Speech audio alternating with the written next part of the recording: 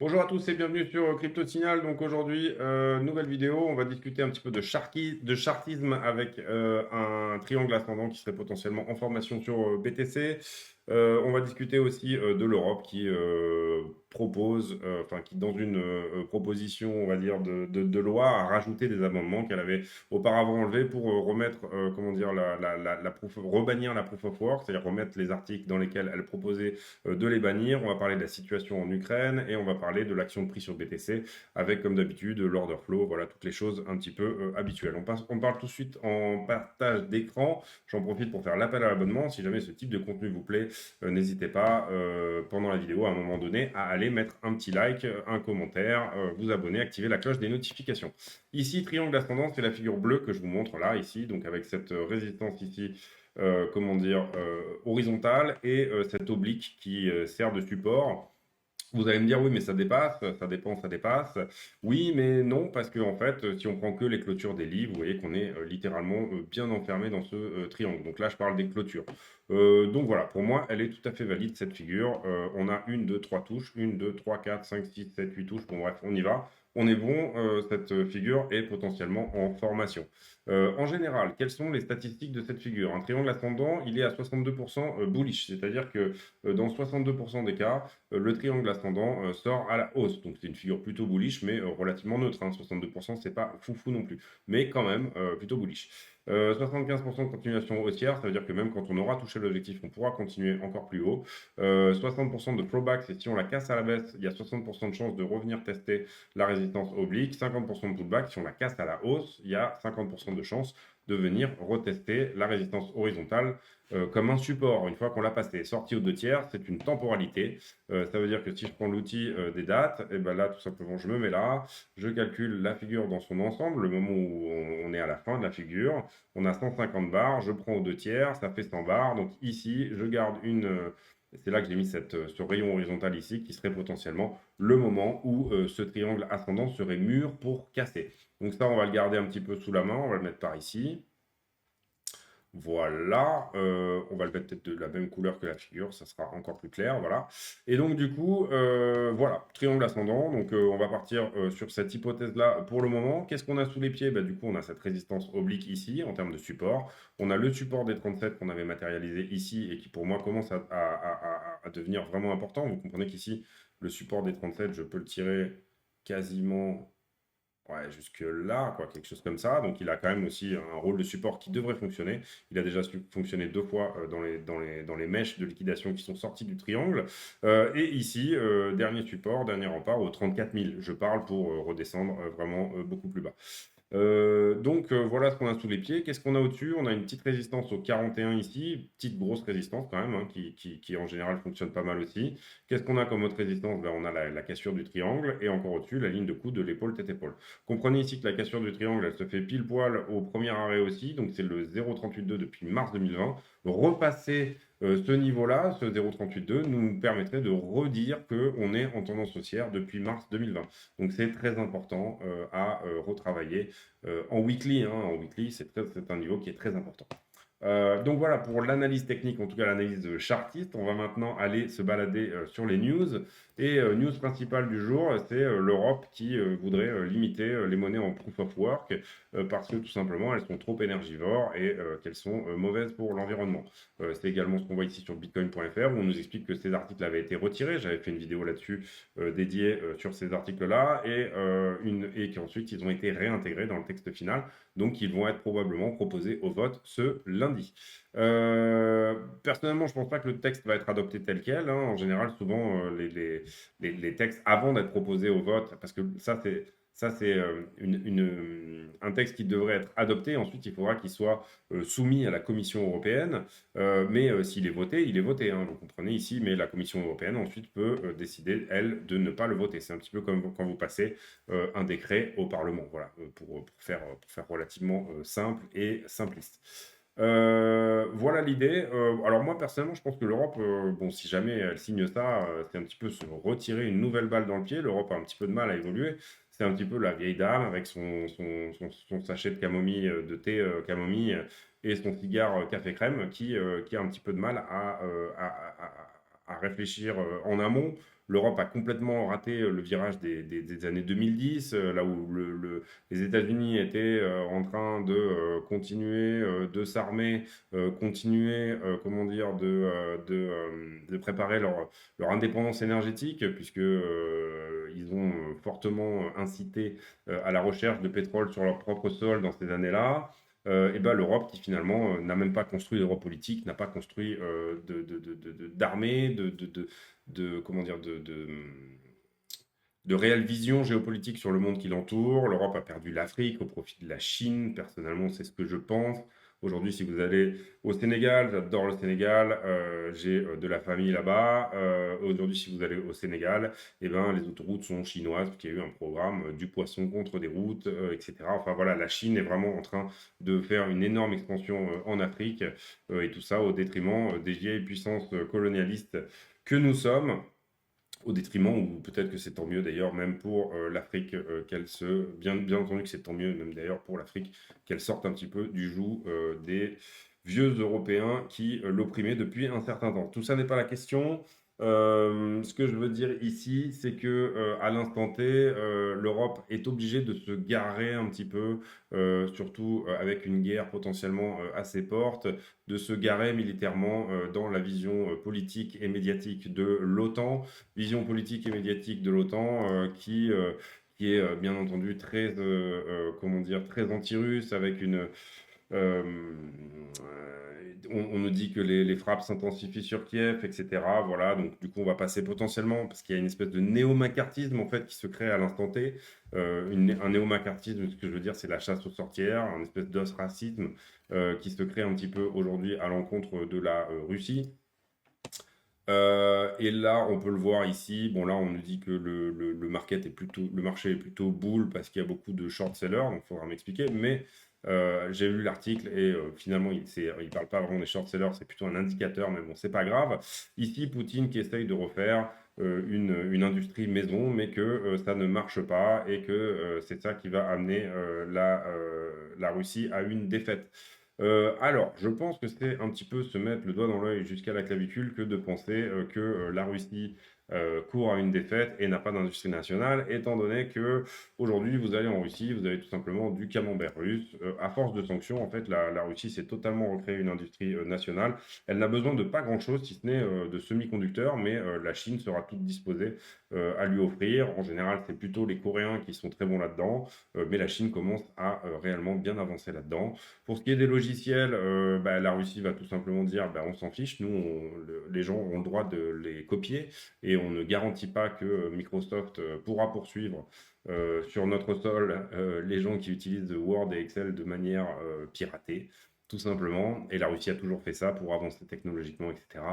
Et donc, personnellement, je pense que ceux qui ont le plus à perdre dans cette guerre et au travers des sanctions et au travers de la diabolisation des Russes, c'est bien entendu l'Europe. N'y voyez pas là, là j'ai un point de vue uniquement économique, mais j'ai un point de vue un peu différent de ce que peut-être vous entendez à la télé, etc. C'est tout simplement parce que je m'informe de la part des deux camps. C'est très important aussi pour moi de comprendre où va aller cette guerre, pour comprendre où va aller Bitcoin. Est-ce que ça sera une guerre courte ou pas, etc. Et là, je me permets du coup de vous montrer les nouvelles un petit peu qu'on peut avoir plutôt de la part des médias russes. Qui sont en fait une énorme tenaille. Kiev qui à présent est bientôt, comment dire, encerclé. La majeure partie de l'armée ukrainienne qui est plutôt ici dans cette espèce de chaudron là, et une espèce de grosse mâchoire russe là qui s'apprête à augmenter un petit peu le rythme. En fait, on a essayé de faire sortir les civils dans un camp comme dans l'autre, de leur laisser des portes de sortie. Mais là, ça y est, on passe à la V2. Donc, je suis bien entendu, comment dire, pas du tout, pas du tout pour la guerre et pas du tout pour quoi que ce soit, mais je suis pour la vérité. Et là, en l'occurrence, je pense qu'on nous raconte pas mal de balivernes. À mon avis, cette guerre est perdue pour l'Ukraine, quoi qu'il en soit, même pour, comment dire, en ce qui concerne voilà, le gagnant ou le perdant, etc. Mais on essaye de nous faire croire qu'il y a encore un espoir parce qu'il y a tout simplement encore des armes à vendre. Et donc là, on est en train de distribuer des armes à une population civile. Il va falloir ensuite, bien entendu, nettoyer tout ça. Et voilà, on sait aussi, et là, je ne veux pas avoir un parti pris encore une fois trop, parce que vous comprenez qu'à l'instant T, mes propos sont peut-être un tout petit peu pro-russes. Il ne faut pas envahir un pays quand vous n'êtes pas d'accord avec sa politique. Par contre, il y a eu avant tout ça énormément de choses très graves qui sont passées dans le Donbass. Et il y a eu aussi, bien évidemment, des provocations de la part de l'OTAN envers la Russie, envers des territoires qui normalement étaient sous son emprise comment dire, géopolitiques et qui ont été perdus. Et là, du coup, on a beaucoup attaqué Vladimir Poutine avec une fourchette. Et lui, il a sorti tout simplement la hache. Donc voilà, il sort la hache, il sort la hache. C'est quelque chose qu'on aurait pu prévoir si on avait connu un petit peu mieux l'âme russe. Et puis nous, avec les sanctions, on revient et on lui met des petits coups de cuillère sur l'épaule. Donc voilà, c'est pas très méchant en soi. Néanmoins, une guerre dont Poutine a intérêt qu'elle soit courte, et ça c'est plutôt une bonne chose pour nous, parce que quand on sortira un petit peu de cette narration, on sortira aussi de ce contexte, de faux contexte nucléaire qu'on peut entendre, contexte aussi qui est très propice à l'accumulation pour ceux qui veulent avoir des actions pas chères à l'instant T. Ensuite, on continue sur l'order flow. Désolé pour ce point un petit peu long en termes de géopolitique, et vous comprenez que c'est mon avis. Surtout, apprenez à vous faire un avis, c'est très important pour avoir vos scénarios, pour pouvoir placer vos trades, etc.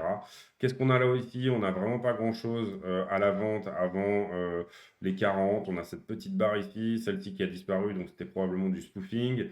Spoofing, c'est-à-dire je mets des faux ordres et je fais croire que ça va vendre alors que ça ne vend pas. Ici 39, en gros en 30, ouais, voilà, on n'a rien autour du prix, mais on commence à avoir des ordres autour de la barre des 38 ici, et ici plutôt 39,40. Voilà, rien de bien génial à regarder sur l'order flow.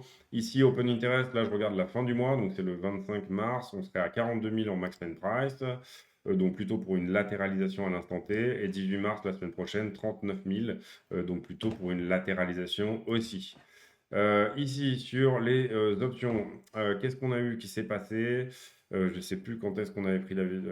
Hier, j'ai fait une vidéo hier, on est le 12. Tac, ouais, bon, j'ai dû faire la vidéo par ici, je pense, hier. Qu'est-ce qui s'est passé entre-temps? Énormément de shorts ouverts ici aussi. Vous voyez, ici, là, vous voyez que le funding diminue, donc devient négatif, donc majorité de shorters, puisque ce sont eux qui payent le prix d'intérêt au prix fort. Majorité de shorters sur cette ouverture de contrat. On aurait pu ici noter un niveau de short, on va le mettre d'ailleurs pour l'exemple ici, hein, bien entendu, à prendre, donc en bleu, puisque c'est du short. Et ici, le funding se retourne, les contrats continuent d'augmenter, là, vous voyez, l'augmentation continue, le funding se retourne, donc on avait un niveau de longueur à prendre ici, du coup en rouge. Qu'est-ce qu'a fait le prix? Il est d'abord venu prendre la mèche des longueurs, donc celle-là on peut l'enlever, et ensuite il est venu dans l'autre sens pour prendre la mèche des shorters. Ça a créé deux niveaux. Un qui n'est pas très fort, parce que vous voyez qu'ici, le funding était quand même en train de diminuer. On continuait ici d'augmenter au niveau des contrats, mais le funding continue à être négatif. Donc, on avait principalement du shorter, y compris sur ce mouvement-là. D'accord. Et ensuite, rebond, on a encore du shorter dans la place, principalement du shorter. Donc, on aura un point à prendre ici au 39,5, qui devrait être normalement assez important. On va aller vérifier ça sur iBlock avec les niveaux de liquidation. Vous voyez qu'effectivement, on a plus de shorter que de longueur ici à l'instant T, et que effectivement, 39,5, il est où? Il est par ici, oui, on va dire, on a ici effectivement un petit cluster à prendre autour des 39,5. Là, on irait même ici, en l'occurrence, quasi, si on devait vraiment nettoyer tout ça, aller jusqu'au 42. 42, ça serait déjà un joli nettoyage. Et vers le sud, on pourrait nettoyer facilement jusqu'au 37,2. C'est les niveaux que j'avais déjà identifiés en fait. Niveaux qui n'ont pas été pris, hein. Vous voyez qu'ici, ces poches-là n'ont pas été prises. Ces niveaux de liquidité-là sont toujours à prendre, donc ça serait plutôt pas mal de venir les nettoyer avant de repartir. Donc à l'instant T, difficile de donner une direction au prix là comme ça. À mon avis, plutôt à la descente ici pour ce week-end, plutôt à la descente et ensuite remonter et revenir choper toutes les poches qui sont au-dessus. Ça pourrait être principalement ce qui se trame ici. Est-ce que ça voudrait dire qu'on sortirait du triangle? Pas si on fait ça en une mèche, comme on a fait là ici sur les choses précédentes. Pas forcément si on fait juste une mèche vers le sud et qu'on réintègre. L'important ici pour moi, c'est de regarder les clôtures. Donc voilà. Ici, baisse du bas du triangle à 38,2 pour ceux qui sont sur les téléphones et qui ne voient pas, etc. Donc ça c'est fait. Kingfisher, bon je pense pas qu'on aura. Oui, on voit qu'il y a un gros cluster à 39, c'est ce que je vous avais dit, il est énorme d'ailleurs en fait sur Kingfisher, il est beaucoup plus gros que sur iBlock, donc c'est probablement ici des petits portefeuilles ou des petits leviers. Vous comprenez que ici, voilà, c'est principalement des petits portefeuilles. Et si jamais on descend à la baisse jusqu'au 37, on nettoiera ici le gros niveau qui est là. Sincèrement, pour moi, on est plutôt peut-être sur une toute petite hausse. Si jamais on se fie à Kingfisher, là, toute petite hausse pour venir choper ici quelque chose au 39,5. Et puis ensuite, on descend pour venir nettoyer jusqu'au 37. À voir, c'est assez difficile. Il y a des liquidations dans les deux sens, donc tout peut arriver. Un petit tour sur Glassnode pour voir si on a une accumulation du côté des baleines. Ici, adresse à plus de 10K. Pas vraiment d'accumulation, plutôt de latéralisation. Et on voit que même sur ce range, en fait, les baleines font un petit peu du trade. Bon, après, là, ça se joue à une adresse, hein. Vous comprenez ici, 84 adresses, 83 adresses, etc. Donc, c'est voilà, quelque chose qui n'est pas très. Par contre, très forte accumulation et qui a eu lieu d'ailleurs début mars. Très forte accumulation ici, bien entendu, des adresses de 1000 bitcoins. Ça, on l'avait vu, c'était plus ou moins autour de toute la narration russe, hein, voilà, accumulation des baleines, des oligarches. Et là, pareil, pour les adresses à plus de 100 bitcoins, donc 1000 bitcoins et 100 bitcoins, on va dire que ce sont des baleines qui accumulent. Est-ce que les bitcoins sortent ou rentrent des exchanges? Eh ben non, ils en sortent à l'instant T, énormément même aujourd'hui, énormément de bitcoins qui sont sortis. Et je vous avais fait une vidéo hier où je vous avais expliqué que il y avait pas mal de bitcoins qui étaient sortis de Coinbase notamment.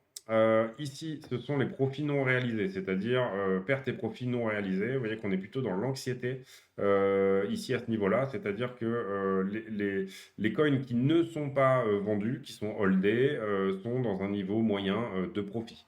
Donc ce sont des niveaux généralement qui sont à surveiller. On va aller regarder maintenant à l'inverse les réalisés, c'est-à-dire ceux qui vendent, hein. Là, je vous parlais de ceux qui gardent, maintenant je vous parle de ceux qui vendent.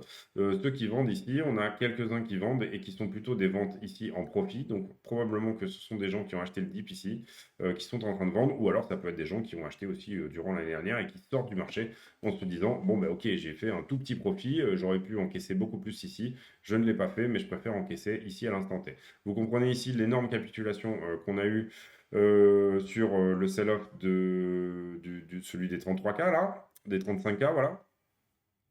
Oui, c'est ça, on était même au 33, je crois. Et sur le deuxième, ici, retour au 35, 36, voilà, ouais, c'est ça. On a eu ici un deuxième épisode, un petit peu de capitulation. Donc voilà, important à regarder, hein, toutes ces choses-là. Sur Glassnode, je ne crois pas que ça soit du gratuit, ça, donc du coup, je vous en fais profiter avec grand plaisir. Bon, profit réalisé, ça c'est pareil. Et ici, on peut voir les pertes réalisées. On peut voir ici l'épisode de capitulation qu'il y a eu. Alors, principalement sur la bougie du 4 décembre, là, il y a eu une très grosse capitulation. Deuxième capitulation ici sur la bougie suivante. Épisode de 2 capitulations, c'est souvent pas mal à regarder. Voilà, bon, bah écoutez, on a fait un petit tour sur Glassnode, c'est bien. Notre ami La Baleine qui n'a pas acheté ni vendu, hein, je ne sais pas si j'ai refresh, mais je pense pas que ce soit le cas. Oui, voilà. Il avait vendu 1500 BTC ici à 44 000 $, très inspiré. Et puis là, du coup, il a réaccumulé 700 sur le dip, donc il nous fait des jolis trades. Voilà, très bonne adresse à suivre. L'open interest sur le CME, il n'y a pas eu de bourse aujourd'hui, donc c'est pas la peine de le regarder. Et ici, Grayscale, le premium qui n'est pas la peine de le regarder aussi. Donc je vous ai parlé de l'Europe, je vous ai parlé de la Russie, je vous ai parlé de la situation. Je pense que j'ai à peu près fait le tour de tous les news un petit peu du jour et le fonda. Je vous ai parlé du triangle ascendant. Bah, je pense qu'on a fait à peu près le tour. Ici, comprenez bien que ce texte peut être, comment dire, modifié. Il sera soumis au vote, mais il peut être aussi ne pas être, comment dire, ne pas être adopté, hein, tout simplement. On verra ce qu'il en est dit. Et puis ensuite, il faudra qu'il soit soumis à la Commission européenne pour être réellement validé. Donc, on va voir ce que ça dit. Personnellement, moi, je ne me fais pas trop de soucis. Néanmoins, surveillez bien lundi ce qui peut se passer parce que ça nous concerne directement. Donc, une news vraiment européenne, donc très important de regarder. Lundi, on suivra bien évidemment, bien sûr, la bourse, etc. Et demain, on fera une vidéo qui permettra de préparer la semaine. Si jamais il n'y a pas de vidéo demain, parce que je reçois plein d'amis à la maison demain, donc c'est possible que je ne fasse pas de vidéo, cette vidéo tiendra pour la vidéo du dimanche qui dit qu'est-ce qu'il va se passer cette semaine. Ici, j'ai pas intégré toute la partie Fed, mais j'en ai suffisamment parlé les jours derniers pour que vous compreniez de quoi il s'agit et qu'est-ce qui va se passer le 15 et 16 mars prochain. Donc voilà, potentiellement pas de vidéo demain. Merci de m'avoir suivi jusqu'au bout. Si jamais vous avez comment dire, vu cette vidéo jusqu'à la fin, bah déjà merci. Continuez d'apprendre par vous-même, voilà, formez-vous sur les bonnes choses, informez-vous sur les bonnes choses, et puis rejoignez-nous sur le Discord éventuellement, activez la cloche de notification, abonnez-vous, mettez un like si ça vous plaît, n'hésitez pas à mettre un commentaire aussi qui soit bien ou pas bien, ou constructif en tous les cas, si vous avez une critique, faites-la de manière bien entendu constructive, je ne censure personne. À partir de là, merci donc de m'avoir suivi. Je vous souhaite à tous une excellente soirée. Si vous avez réussi à regarder cette vidéo jusqu'au bout, et ben là, on va rester dans le monde du Bitcoin et je vais vous demander si vous pensez que la Commission européenne va ou non adopter ce texte.